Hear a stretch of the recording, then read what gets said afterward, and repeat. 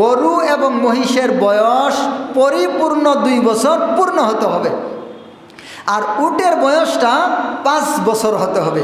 5 বছরের নিচে যদি হয় তাহলে এই উট দ্বারা কোরবানি করা যাবে না, পূর্ণ 5 বছর হতে হবে। এরপরে আসেন ছাগল, ভেড়া, দুম্বা।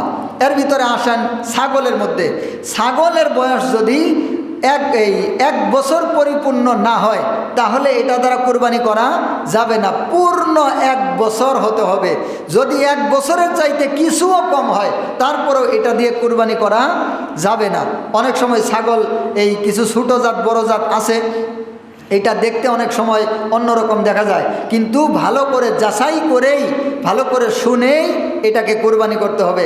1 বছরের নিচে হলে এটা দিয়ে কোরবানি করলে কোরবানি হবে না। এরপরে আসেন ভেড়া এবং দুম্বা।